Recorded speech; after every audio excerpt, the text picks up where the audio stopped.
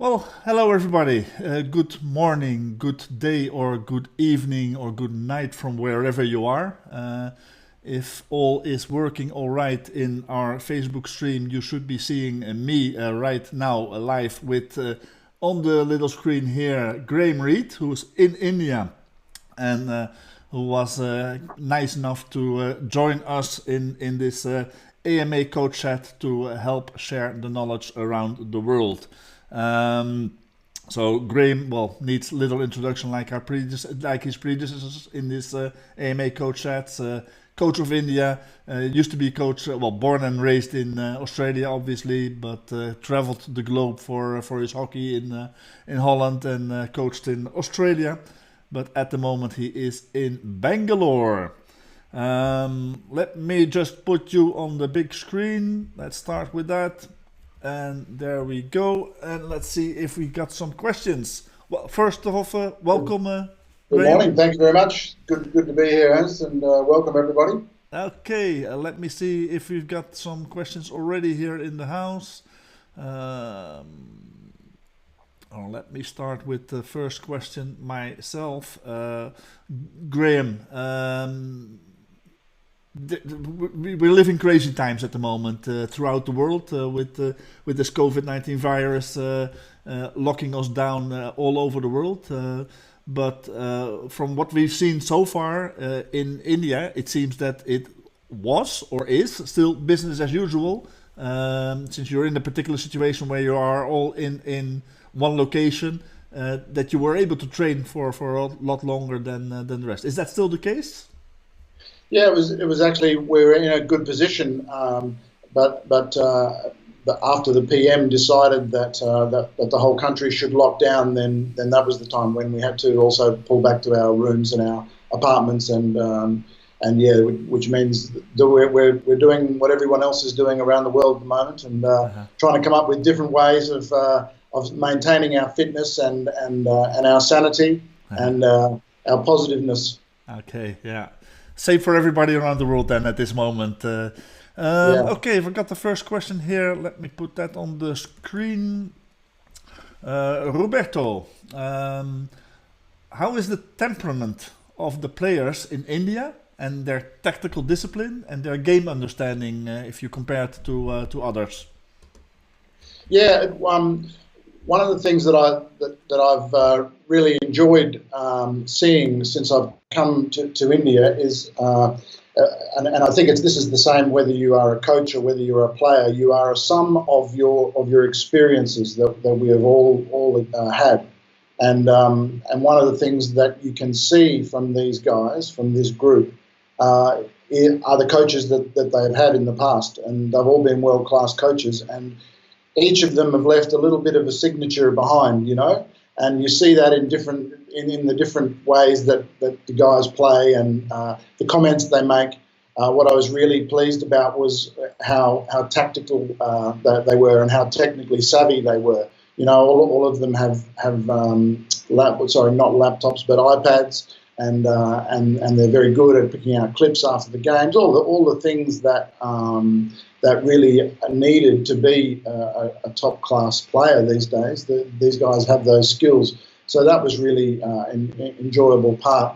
The other thing which I've often talked about since I've got here is that it's really interesting to see, having coached in Australia, having played a lot of hockey there, also in Holland, and also now in India, is that each of the three nations have things to add to the culture of hockey, and the skill sets are different, and that's been the really exciting thing. Is Indian skills are not the Dutch skills, or they're not the Australian skills, but they have a real world-class ability to play hockey, and it's just done in that different way. So it's actually very nice to be able to bring a couple of other different structures for them and different ways of looking at it into the group.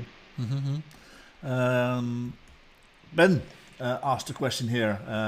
As an Aussie going into Indian hockey, how much are you changing the style of play to suit your own philosophy as opposed to enhancing or refining their own current style of play?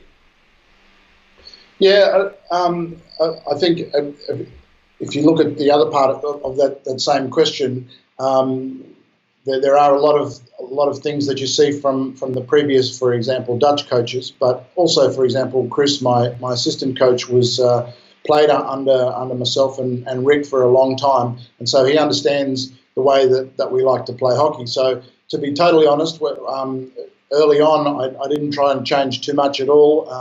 Of course, I love to play an open and pressing game of hockey, and I think the Indians also love to do that. I think we melded together the Australian and the Indian style, and that comes from quite a rich history between the two countries.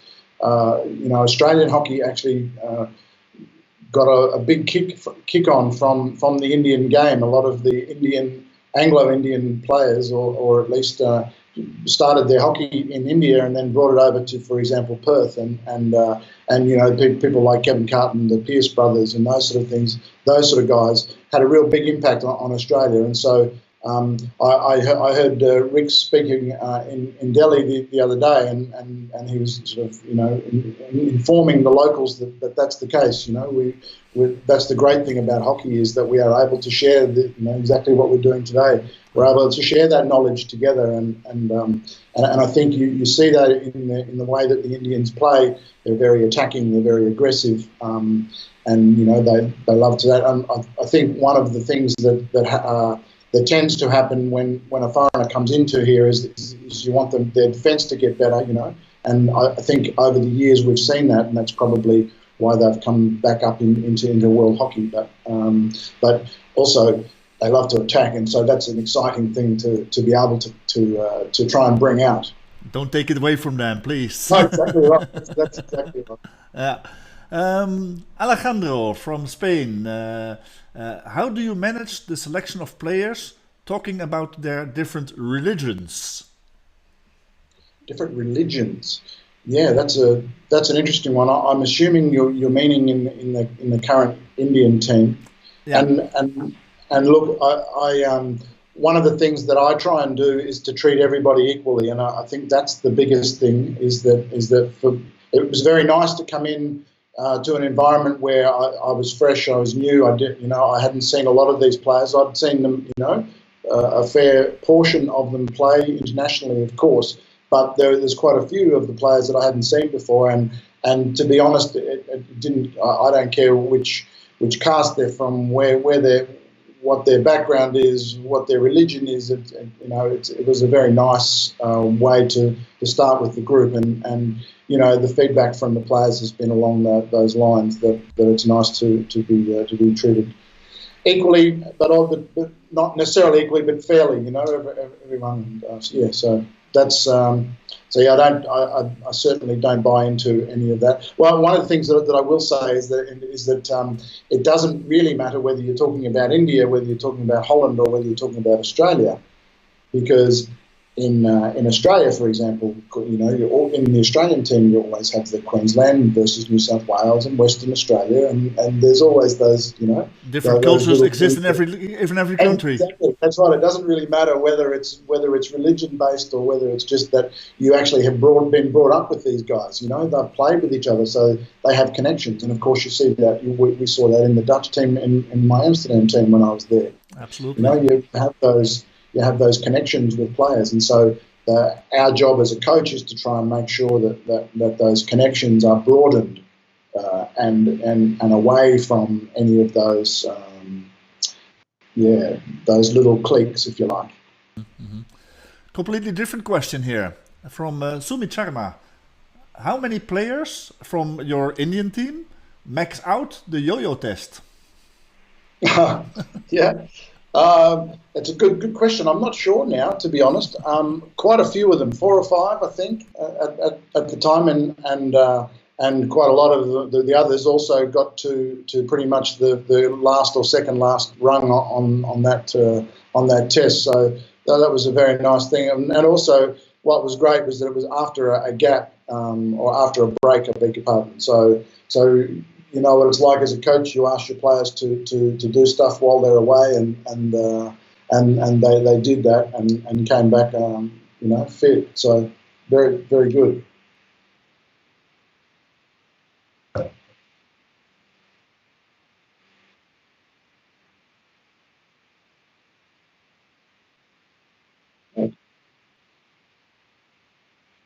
No problem.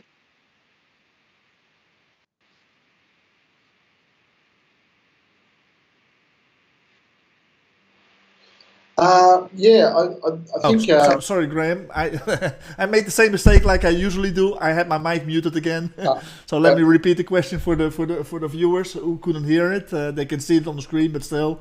So Stan Huismans from Holland, but coaching in Berlin from the moment. Hey, Graham. Thanks for taking the time. Do you have any books, education, documentaries, or mentors that helped you develop as a coach? Yeah, look, it would be remiss of me not to mention Rick Charlesworth. Of course, when I came back into coaching at a serious level, Rick asked me to come back and be part of the Australian group back in '08, I think it was. And having someone like that, I think was an absolute godsend to be able to learn from someone like that. We'd had a lot of discussions over when we used to play together back in the '80s. We would always be moving salt and pepper shakers around in the pre-video days, and so those sort of things, they stick with you. It's what I was saying before. We're a sum of all of our experiences, and so yes, having someone like that to argue with, to talk with, have and it's really interesting, and I've mentioned it before. I'm sure he won't mind me talking about it, but I remember when he asked me, I was thinking, he's a very intense guy. I was trying to work out, can I imagine being in the depths of India or in Europe at 12 o'clock at night watching video with this guy, but we had so much fun, and I think sense of humour was a real plus in our relationship. And of course, we became very good friends if we weren't already. So having someone like Rick and that was a great thing. Lots of different books over the little while. Before I came back into coaching, I used to run a software house, and then we started our own business. And we had a business coach, and a lot of the coaching business coaches talk about making sure you read a book a week and doing all those things. So there were I think during those 4 or 5 years of having my own business, those books that I read during that period were so numerous. But things like Seven Effective Habits to me is still a great one. There's still things in there that I love to go back and reread. One of the books that I read during my time with Australia, and I actually still have it. I was wondering if someone may ask this question, but is that in? Can you read that, or is that sort of reversed in mirror? Yeah, Crucial Conversations, and as coaches, we often will have these times where we have a particular issue with a player, and you wonder whether you should have those conversations, whether you shouldn't. That book is really a good one about how you should do that, and just briefly on it, there are things like so that talks about what is a critical conversation, and that is normally when there is a disagreement, when there is emotion involved, and when there's high stakes. And so that's the time when you should be having these critical conversations. And so the first step, of course, is having the strength to do that. But one of the things we did with the Australian group was to actually educate them on the sort of steps that are required to get those communications happening. And so, it was very nice to every week we used to have critical conversation hours where you would grab a player and they would grab each other and have these critical conversations. So that's a really good book. The only other one